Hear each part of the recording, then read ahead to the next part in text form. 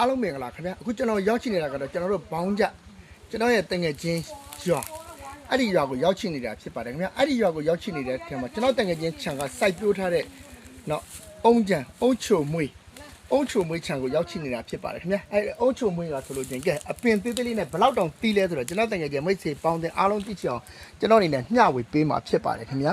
ကဲကြည့်လိုက်ပါဦးခင်ဗျာအပင်တိုင်းမှာအသီးရတော့ကဲအုံချိုမွေးဒီလိုအသီးမျိုးကိုပြီးတာဖြစ်ပါတယ်ခင်ဗျာဒါဆိုလို့ချင်းကျွန်တော်တို့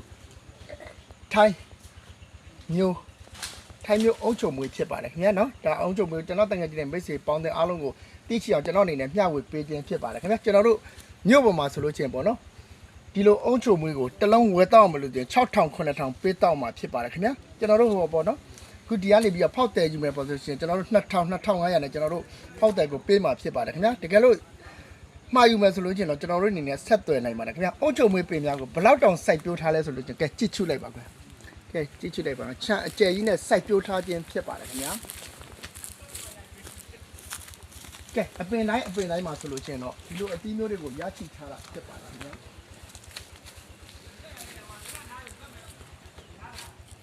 ကဲအပင်တိုင်းမှာဒီလိုအသီးမျိုးတွေရရှိထားတယ်ဖြစ်ပါတယ်ခင်ဗျာကျွန်တော်တကယ်ကြီးမိတ်ဆွေပေါင်းတဲ့အားလုံးတို့တွေနဲ့မြို့ပေါ်မှာဒီလိုအုံချုံမွေးကိုဝယ်ယူစားတောက်နေရပြီအခုလိုချမ်းအကျယ်ကြီးစိုက်ပျိုးထားတယ်ဆိုတော့သိမှာမဟုတ်ပါဘူးခင်ဗျာဒါကြောင့်မလို့ကျွန်တော်တကယ်ကြီးမိတ်ဆွေပေါင်းတဲ့အားလုံးကိုသိချအောင်ကျွန်တော်အနေနဲ့မျှဝေပေးခြင်းဖြစ်ပါတယ်ခင်ဗျာကဲကျွန်တော်တို့ကိုအုံချုံမွေးချမ်းချင်းကပေါ့နော်ကျွန်တော်တို့တိုက်ထားတဲ့အုံရည်လေးကိုကျွန်တော်တောက်ပြပါမယ်ခင်ဗျာခဏလေးပါ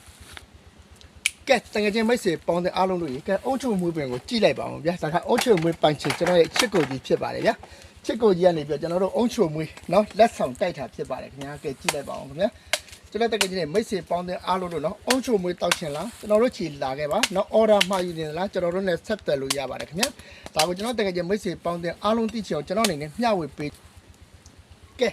ဒါကတော့ဗျာအုံချုံမွေးပိုင်ချင်နော်ပိုင်ချင်ကနေပြီးကျွန်တော်တို့ကိုလက်ဆောင်နေတဲ့အုံချုံမွေးခုတ်ပြီးတော့တိုက်တာဖြစ်ပါတယ်ခင်ဗျာကဲချစ်ကိုကြီးကျေးဇူးပါဗျာနော်